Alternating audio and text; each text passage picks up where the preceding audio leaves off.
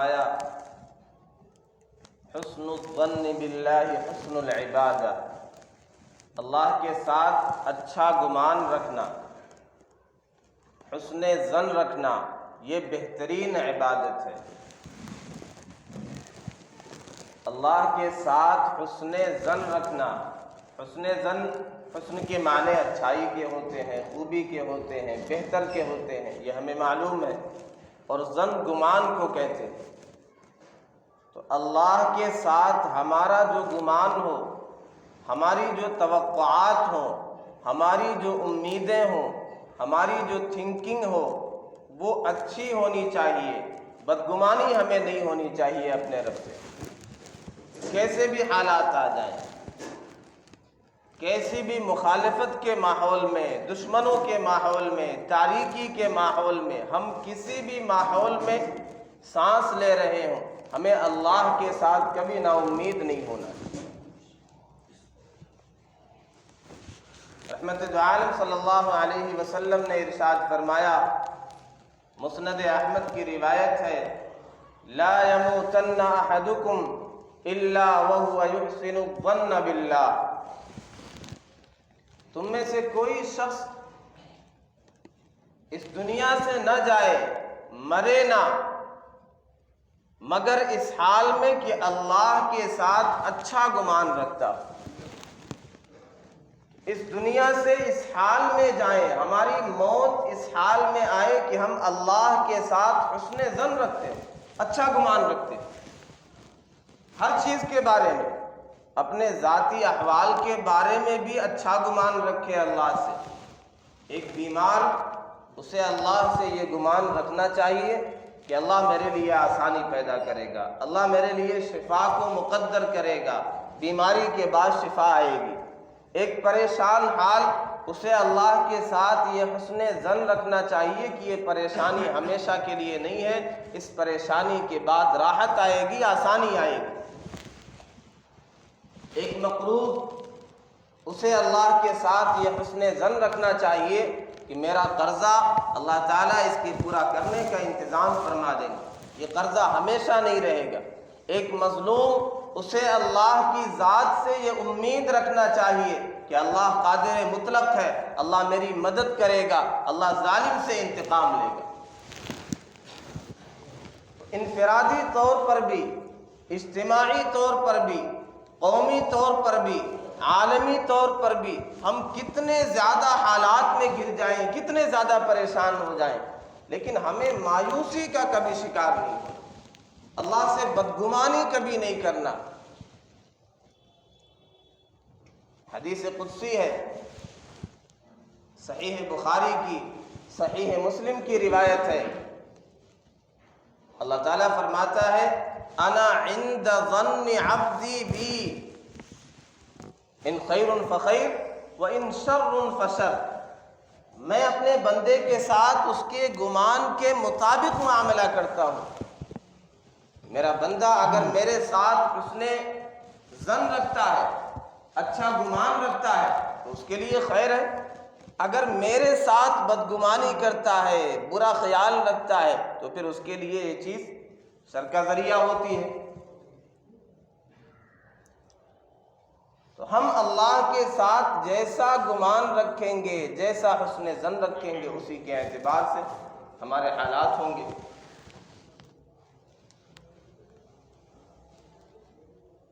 وَإِنَّ لَكُمْ فِي الْأَنْعَامِ لَعِبْرَةً نُسْقِيكُم مِّمَّا فِي بُطُونِهِ مِن بَيْنِ فَرَثٍ وَدَمٍ لَبَنًا خَالِصًا سَائِغًا لِلشَّارِبِينَ۔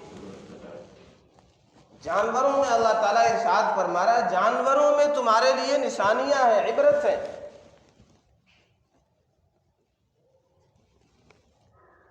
ان کے پیٹ سے تمہیں کیا شاندار غذا ملتی ہے، ایک طرف گوبر ہے، گند ہے، نجاست ہے، دوسری طرف خون ہے، اس گوبر اور خون کے بیچ سے دم لبنا خالصا سائغا للشاربین، اللہ ایسا شاندار دودھ نکالتا ہے جو لذت والا بھی ہوتا ہے اور ہمارے غذا کے بھی کام آتا ہے، ہماری بھوک کو بھی ختم کر دیتا ہے، ہمیں آسودہ کر دیتا ہے۔ اللہ کی یہ قدرت ہے۔ تاریکی ہو، چاروں طرف تاریکی ہو، ہر طرف اندھیرا ہی اندھیرا ہو، ہر طرف مخالفین ہوں، اعدائے اسلام ہوں، تمہارے دشمن ہوں، تمہارے خلاف سازشیں کرنے والے ہوں، وَمَكَرُوا وَمَكَرَ اللَّهُ وَاللَّهُ خَيْرُ الْمَاكِرِينَ، وہ اپنی پلاننگ کرتے ہیں، وہ اپنی تدبیریں کرتے ہیں، وہ اپنی چالیں چلتے ہیں، سازشیں کرتے ہیں، لیکن اللہ بہترین تدبیر کرنے والا ہے۔ واللہ خیر الماکرین ولا یحیق المکر السیء الا باہلہ، جو بری تدبیریں تمہارے خلاف کرنے والے ہیں، جو پلاننگ کرنے والے ہیں، ان کی تدبیریں خود ان پر پلٹ کر کے آئیں گی، فیل ہو جائیں گی، ناکام ہو جائیں گی۔ اللہ تو وہ ہے جو نجاست، ایک طرف خون ہے، ایک طرف نجاست ہے، گوبر ہے، اس کے بیچ میں سے دودھ نکالتا ہے تمہارے لیے۔ حضرت دو عالم صلی اللہ علیہ وسلم پر کچھ دنوں کے لیے وحی کا سلسلہ موقوف ہو گیا۔ ایک روایت کے مطابق 18 دنوں تک وحی نہیں آئی۔ ابو جہل کو یہ خبر پہنچ گئی، اور بھی مخالفین اسلام کو یہ خبر پہنچ گئی، تو انہوں نے پیارے آقا صلی اللہ علیہ وسلم کو طعنے دینا شروع کر دیے کہ ترکہ شیطانہ العیاذ باللہ، کہ محمد کو ان کے شیطان نے العیاذ باللہ چھوڑ دیا ہے۔ تو انہوں نے خوشیاں منانی شروع کر دی۔ پیارے آقا صلی اللہ علیہ وسلم کو ڈبل غم پہنچا۔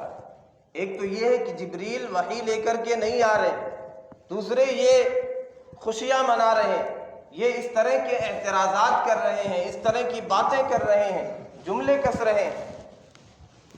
آدمی کو اپنی تکلیف پر کہیں راستے میں جا رہا ہو، گر جائے، ادھر ادھر دیکھے گا، اگر کسی نے نہیں دیکھا تو کوئی مسئلہ نہیں، چوٹ آ گئی، کپڑے پھٹ گئے، کوئی پریشانی نہیں، اٹھ کر کے فوراً چل دے گا۔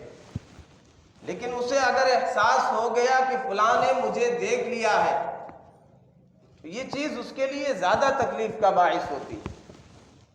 تو پیارے آقا صلی اللہ علیہ وسلم کو ڈبل غم پہنچا۔ ایک تو جبریل امین نہیں آ رہے، وحی کا سلسلہ موقوف ہو گیا، ایک یہ مخالفین اسلام ابو جہل اینڈ کمپنی یہ مخالفت پر اتر آئے، اعتراضات کرنے لگے، جملے کسنے لگے۔ اللہ نے پھر سورت اتاری والضحیٰ واللیل اذا سجا، اے محبوب دن کی روشنی کی قسم، دو قسمیں کھا کر کے جواب دیا گیا۔ ضحیٰ چاشت کے وقت کو کہتے ہیں، جب بہت زیادہ ٹھیک ٹھاک روشنی ہو جائے، یعنی 9 بجے 10 بجے دن کی قسم، اس روشنی کی قسم۔ واللیل اذا سجا، رات کی تاریکی کی قسم، جب رات کی تاریکی بالکل چھا جائے۔ یہ اشارہ کیا گیا کہ 9 بجے 10 بجے دن کا جو سورج ہوتا ہے، یہ کوئی احمق بھی نہیں کہتا، کوئی بچہ بھی نہیں کہتا کہ یہ سورج ابھی غروب ہو جائے گا۔ دنیا جانتی ہے، ایک چھوٹا بچہ بھی سمجھتا ہے کہ یہ سورج، یہ آفتاب جب تک اپنی کرنیں نہیں بکھیر لے گا، جب تک اپنی روشنی سے عالم کو منور نہیں کر لے گا، یہ غروب ہونے والا نہیں ہے، یہ ڈوبنے والا نہیں ہے۔ ایسے پیارے آقا صلی اللہ علیہ وسلم کی حالت ہے۔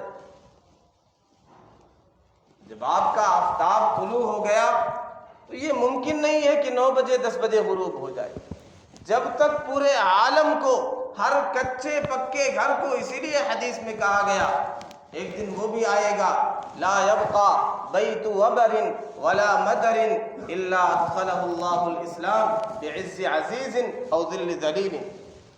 ہر کچے پکے گھر میں اللہ اپنے اس دین کو داخل کرے گا۔ عزت والا عزت کے ساتھ آئے گا، جو ذلیل ہوگا وہ ناک رگڑ کر کے آئے گا۔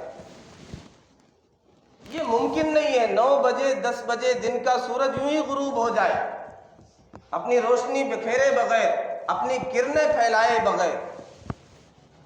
واللیل اذا سجا، اور ہر کوئی سمجھتا ہے کہ رات ہمیشہ کے لیے نہیں ہوتی ہے، رات کتنی ہی طویل ہو جائے، کتنی ہی لمبی ہو جائے، the day will sure to come، دن یقیناً آئے گا، تاریکی ختم ہو جائے گی، ولّ الظلام حاربا، اشرقت الشمس وقد ولّ الظلام حاربا، تاریکی پیٹ پھیر کر کے بھاگے گی۔ یہ دو قسمیں کھا کر کے جواب دیا گیا، والضحیٰ واللیل اذا سجا ما ودعک ربک وما قلی۔ اے محبوب، آپ کے رب نے نہ آپ کو چھوڑا ہے نہ آپ سے ناراض ہوا ہے۔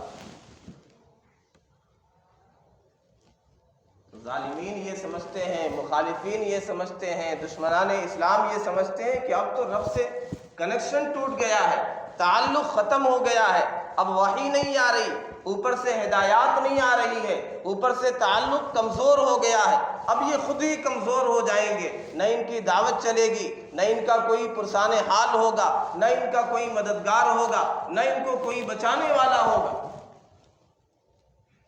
تو اس موقع پر تسلی دی گئی۔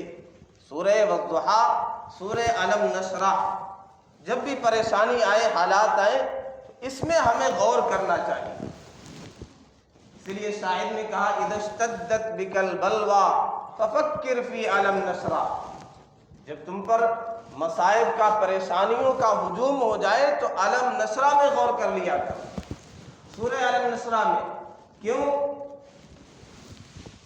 فعسر بین یسرین، ایک پریشانی ہے، ایک تکلیف ہے، ایک تنگی ہے، لیکن ساتھ ساتھ اللہ نے دو آسانیوں کا تذکرہ کیا، ان مع العسر یسرا، ان مع العسر یسرا۔ تو دونوں جگہ عسر ہے لیکن الف لام کے ساتھ، تو دونوں جگہ جب الف لام کے ساتھ تنگی کا تذکرہ ہے تو مراد دونوں ایک ہی تنگی ہے، ایک ہی عسر ہے، لیکن یسرن نکرہ کے ساتھ ہے، الف لام اس پر نہیں لگا ہے۔ تو اہل علم یہ کہتے ہیں یہاں آسانیاں دونوں الگ الگ ہیں، راحتیں الگ الگ ہیں، لیکن تنگی اور پریشانی ایک ہے۔ فعسر بین یسرین ففکر فافرح اذا اشتدت بک البلویٰ ففکر فی الم نشرح۔ تو ہمیں اس لیے پریشان نہیں ہونا ہے کہ حالات تو ہمارے مخالف ہیں، اب کیا ہوگا، حکمران ایسے ہو گئے، ہم پر ایسے آدمی مسلط ہو گئے۔ میں نے جس آیت کریمہ کی تلاوت کی، سیدنا موسیٰ علیہ السلام اپنی قوم سے کہہ رہے ہیں، جب فرعون سیدنا موسیٰ علیہ السلام کے مقابلے میں ہار گیا، پھر اس نے اعلان کیا پھر سے ان کے لڑکوں کو قتل کرو، بچیوں کو، لڑکیوں کو زندہ رکھو۔ ایک مرتبہ تو پہلے قتل کیا گیا بچوں کو، سیدنا موسیٰ علیہ السلام کے ولادت کی خبر سن کر کے دوبارہ اس موقع پر اس نے یہ پلاننگ کی۔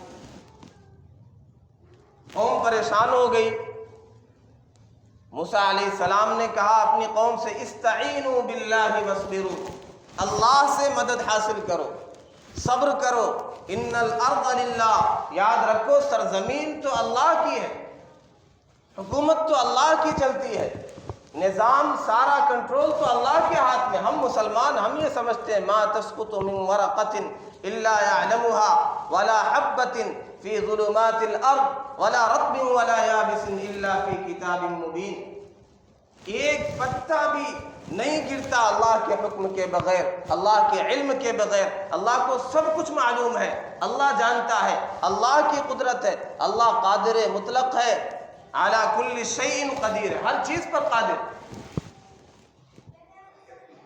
اللہ کا ہاتھ سب سے اوپر ہے، الا لہ الخلق والامر، ساری مخلوق اس کی ہے، حکم تو اس کا چلتا ہے، پھر ہم پریشان کیوں ہوتے؟ جب ہم یہ جانتے ہیں، ہم ایمان والے، ہمارا یہ یقین ہونا چاہیے کہ سارا نظام تو اللہ کا چلتا ہے، حکومت تو اللہ کی ہے، فیصلے تو اللہ کے ہوتے ہیں۔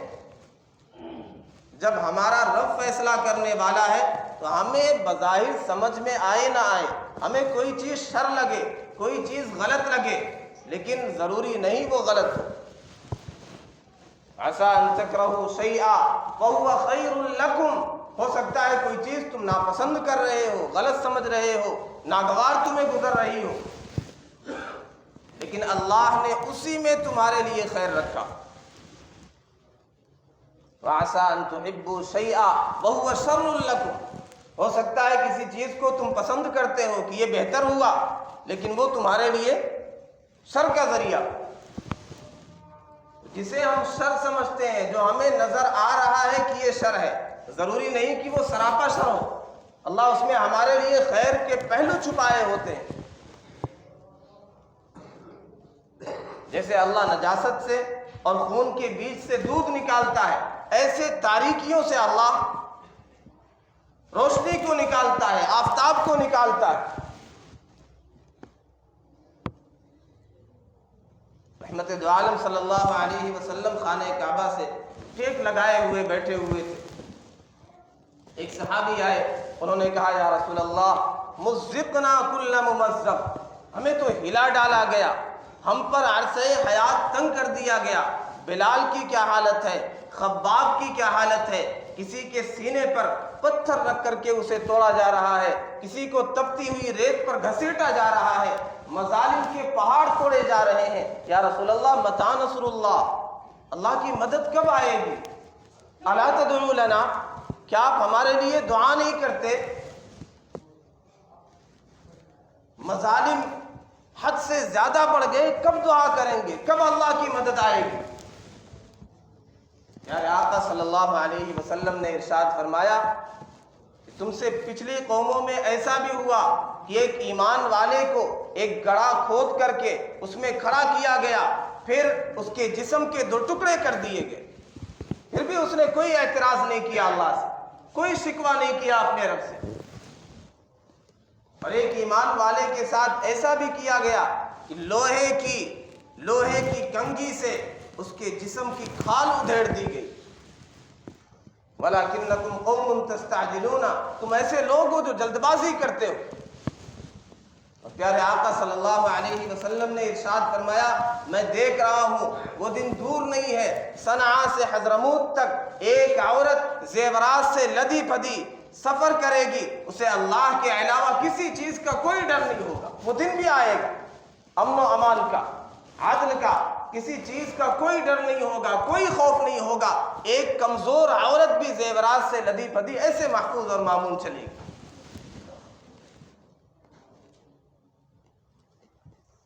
سیدنا یعقوب علیہ السلام کی زندگی ہمارے لیے نمونہ ہے۔ 40 سال تک تقریباً سیدنا یوسف علیہ السلام دور رہے، جدا رہے۔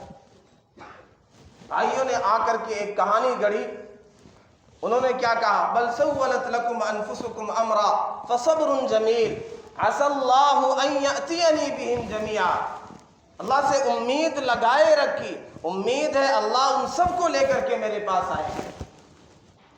یہ حالات ہمیشہ نہیں رہیں گے، مخالف حکمران ہم پر ہمیشہ مسلط نہیں رہیں گے،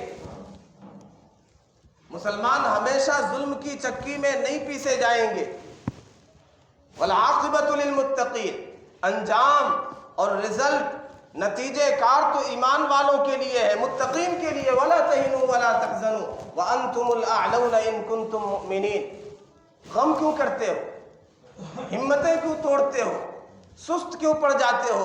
غم نہ کرو، پریشان نہ ہو، افسوس نہ کرو، ہمت پست نہ کرو، تم ہی سر بلند رہو گے اگر تم واقعی ایمان والے۔ سیدنا موسیٰ علیہ السلام جب چلے قوم کو لے کر کے، پیچھے سے فرعون نے، اس کے لشکر نے تعاقب کیا، اللہ نے اس کا نقشہ کھینچا۔ فلما تراءى الجمعان قال اصحاب موسى انا لمدركون، قوم نے کہا البحر امامنا، سامنے ہمارے سمندر ہے، والاعداء وراءنا، دشمن اس کا لشکر ہمارے پیچھے ہے، انا لمدرکون، اب تو ہم پکڑے گئے، اب تو ہم مارے گئے۔ لیکن سیدنا موسیٰ علیہ السلام جو اللہ سے حسن ظن رکھنے والے تھے، اچھا گمان رکھنے والے تھے، انہوں نے کیا جواب دیا؟ کلا، ایسا ہو ہی نہیں سکتا ہے، یہ ممکن ہی نہیں، ہرگز نہیں۔ ان معی ربی سیہدین، رب میرے ساتھ ہے، رب ہمارے لیے یہاں سے بھی راستے نکالے گا، اور اللہ نے راستہ نکالا۔ نبی اکرم صلی اللہ علیہ وسلم غار ثور میں ہے، دشمنان اسلام وہاں تک پہنچ گئے۔ سیدنا ابو بکر صدیق رضی اللہ عنہ نے کہا کہ اگر ان میں سے کسی نے اپنے قدم کی طرف بھی دیکھ لیا تو ہمیں پالیں گے۔ پیارے آقا صلی اللہ علیہ وسلم نے یہ نہیں کہا کہ یہاں کی دیوار بہت مضبوط ہے، محفوظ ہے، دیکھ نہیں سکتے ہیں، یا ہمارے پاس کوئی ایسی طاقت ہے، یا ہمارے پاس کوئی ایسا لشکر ہے۔ نہیں، کیا ارشاد فرمایا؟ یا ابا بکر ما ظنک باثنین اللہ ثالثہما۔ اللہ کو یاد کیا، واحد و احد ذات کو یاد کیا، جو غالب ہے، جو فعال لما یرید ہے۔ اللہ کے ساتھ حسن ظن یہ ہوتا ہے۔ اے ابو بکر، تمہارا کیا گمان ہے ان دو اشخاص کے بارے میں جن کا تیسرا اللہ ہو؟ اللہ کی قدرت ہے، اللہ کی طاقت ہے، یہ ہمارا کچھ نہیں بگاڑ سکتے۔ انبیاء کرام علیہم الصلاۃ والتسلیم کی زندگیاں اس سے بھری پڑی ہیں، کس طرح اللہ سے حسن ظن رکھتے ہیں۔ سیدنا ابراہیم علیہ السلام کی زندگی دیکھ لیں، سیدنا نوح علیہ الصلاۃ والسلام کی زندگی دیکھ لیں، قوم کے کیسے سلوک تھے، کیسے ایمان والوں پر، ان کے ماننے والوں پر اور انبیاء پر کیسے مظالم ڈھائے گئے، لیکن کبھی مایوس نہیں ہوئے۔ لا تیأسوا من روح اللہ، حالات کی وجہ سے کبھی پریشان نہیں ہوئے، ہمیشہ اللہ کے ساتھ حسن ظن رکھا کہ تاریکی کے بادل چھٹ جائیں گے، تاریکی ہمیشہ نہیں رہے گی۔ لیکن حسن ظن کا یہ مطلب نہیں ہے کہ ہم کچھ کریں بھی نہیں، عمل بھی نہ کریں، نمازیں بھی نہ پڑھیں، تقوی بھی اختیار نہ کریں، صبر بھی نہ کریں، اپنی منمانی زندگی گزاریں، خواہشات کے مطابق زندگی گزاریں، اور ہمارے لیے سارا انتظام ہو، ہمارے لیے حکومتوں کا انتظام ہو، ہمارے حساب سے دنیا کا نظام چلے۔ ایسا ممکن نہیں ہے۔ این خیالست و محالست جنون۔ حضرت دو عالم صلی اللہ علیہ وسلم نے یہ بات بھی واضح کر دی، الکیس من دان نفسہ وعمل لما بعد الموت۔ عقل مند وہ ہوتا ہے جو تیاری کرتا ہے، جو محنت کرتا ہے، جد و جہد کرتا ہے، پھر اچھی امیدیں رکھتا ہے۔ جس کو ووٹ دیں گے وہی تو نکلے گا، جس کے لیے محنت کریں گے وہی تو نکلے گا۔ As you sow so will you reap, جو آپ بوؤ گے وہی کاٹو گے۔ یہ نہیں ہو سکتا ہے کہ آپ درخت لگائیں ببول کا اور سمجھیں آم آ جائے، اس میں کوئی پھلدار چیز آ جائے۔ والعاجز من اتبع نفسه هواها وتمنى على اللہ۔ آزادی کی زندگی گزار رہے، خواہشات کے مطابق زندگی گزار رہے، تمنائیں بڑی اچھی اچھی ہیں۔ تو قرآن یہ کہہ رہا ذالکم ظنکم الذی ظننتم بربکم فارداکم فاصبحتم من الخاسرین۔ یہ تمہاری جو خام خیالیاں تھی، صرف گمان سے کچھ نہیں ہوتا۔ ان الظن لا یغنی من الحق شیئا۔ حسن ظن ہوتا ہے عمل کرنے کے بعد، محنتیں کرنے کے بعد، اللہ کی ذات پر یقین کرنے کے بعد، توکل کے بعد، صبر کے بعد، مسجدوں کو آباد کرنے کے بعد۔ اگر صرف گمان کیے رکھا اور بیٹھے رہے کہ سارا نظام ایسے ہی حل ہو جائے گا، ہم نے ایک بار کلمہ پڑھ لیا اس لیے سارا مسئلہ حل ہو جائے گا، ذالکم ظنکم الذی ظننتم بربکم، یہ وہ گمان تھا جو تم نے اپنے رب سے باندھ رکھا تھا، اس نے تمہیں گھاٹے میں ڈال رکھا، فاصبحتم من الخاسرین، اور خسارے میں ڈال رکھا۔ ایک تو نقصان ہوتا ہے معمولی، ایک ہوتا ہے خسارہ، یعنی سارا سرمایہ ہی ڈوب جائے۔ تو ہمیں اس طرف بھی توجہ کرنا چاہیے، مایوس نہیں ہونا ہے، اللہ کے ساتھ حسن ظن رکھنا ہے، لیکن ہم یہ جان لیں کہ جو کچھ ہے ہمارے اعمال بد کی وجہ سے، ہم نے رب سے اپنا تعلق کمزور کر لیا تو ہر طرف مارے جا رہے، ہر ایک کے لیے ہم دسترخوان پر سجائے ہوئے کھانے کی مانند ہو گئے، جو چاہے لقمہ اٹھا کر کے کھاتا ہے، ہم کھلے صندوق کی طرح ہو گئے، جو مرضی چاہے لے کر کے جائے۔ نادر شاہ نے جب دلی پر قبضہ کیا، بہت زیادہ مظالم اٹھائے، بہت زیادہ خون بہائے، لوٹ مچائی، وقت کے اللہ کے ولی مرزا مظہر جانے جانا سے ایک صاحب نے آ کر کے شکایت کی کہ نادر شاہ نے بڑی تباہی مچائی ہے۔ تو انہوں نے کہا تھا شامت اعمال ما در صورت نادر گرفت، یہ ہماری بدعمالیاں، یہ ہمارے برے اعمال، یہ ہمارے کالے کرتوت کی شامت ہے، اس کا نتیجہ ہے جو نادر کی صورت میں ہمیں پکڑ رکھا ہے۔ سیدنا ابراہیم بن ادہم، ان سے وقت کے لوگوں نے شکایت کی کہ حضرت حالات بہت زیادہ خراب ہو گئے ہیں، مظالم کے پہاڑ توڑے جا رہے ہیں، مہنگائی آسمان سے باتیں کر رہی ہے، آپ رحم کی مدد کی دعا کیوں نہیں کرتے؟ ابراہیم بن ادہم رحمۃ اللہ علیہ نے جواب دیا، اتستبطئون بالرحم وانا استبطئ بالرجم، اتستبطئون بالمطر وانا استبطئ بالحجر، تم یہ سمجھتے ہو کہ اللہ کی مدد آنے میں، بارش آنے میں دیر ہو رہی ہے، میں یہ سمجھ رہا ہوں کہ تمہارے گناہوں کی وجہ سے، تمہارے کالے کرتوت کی وجہ سے تم پر پتھر کی آسمان سے بارشیں ہونے میں دیر ہو رہی۔ ہمارے جو اعمال ہیں، ہماری جو غفلت ہے، اس کے نتیجے میں ہم پر کچھ بھی حالات نہیں آئے۔ ہماری جو مسجدوں سے دوری ہے، ہماری جو سجدوں سے دوری ہے، ہماری جو رب سے بغاوت ہے، ہماری جو رسول سے بغاوت ہے، رسول کی سنتوں سے بغاوت ہے، اس کے نتیجے میں تو ہونا یہ چاہیے کہ آسمان سے پتھروں کی بارش۔ استبطئ بالرجم، میں یہ سمجھتا ہوں کہ پتھروں کی بارش ہونے میں تاخیر ہو رہی، تم یہ سمجھ رہے ہو اللہ کی مدد میں تاخیر ہو رہی۔ تو ہمارے جو اعمال ہیں، کیسے بھی حالات آ جائیں، ہمیں کوئی پرواہ نہیں، ہم سمجھتے ہیں اس کی وجہ سے حالات آئے، اس کی وجہ سے یہ معاملہ ہو گیا، اس کی وجہ سے یہ غالب ہو گیا، یہ مسلط ہو گیا، لیکن ہمیں نہیں پتا کہ ساری چیزیں ہمارے اعمال بد کے نتیجے میں۔ جب تک ہم رب کو نہیں منائیں گے، استعینوا باللہ واصبروا، مادی طاقت بھی ہمارے پاس نہیں ہے، روحانی طاقت بھی نہیں ہے۔ روحانی طاقت تو آسانی سے ہم حاصل کر سکتے ہیں، لیکن ہم سے نمازیں نہیں پڑھی جاتی، فجر میں اٹھا نہیں جاتا ہے، ظہر میں مسجد کی طرف چلا نہیں جاتا ہے، ہمیں ہماری دکانیں پیاری ہیں، ہمارے مکان پیارے ہیں، ہماری جائیداد، ہمارے مال، ہماری دنیا بس ہمیں پیاری ہے۔ رب سے ہمیں پیار نہیں ہے تو کون مدد کے لیے آئے؟ اگر رب کو اپنے ساتھ کر لیں گے، وَاعْلَمْ أَنَّ الْأُمَّةَ لَوِ اجْتَمَعَتْ عَلَىٰ أَن يَنفَعُوكَ بِشَيْءٍ لَمْ يَنفَعُوكَ إِلَّا بِشَيْءٍ قَدْ كَتَبَهُ اللَّهُ لَكَ، ساری انسانیت مل جائے فائدہ پہنچانے پر، رب نہیں چاہے گا فائدہ نہیں پہنچے گا۔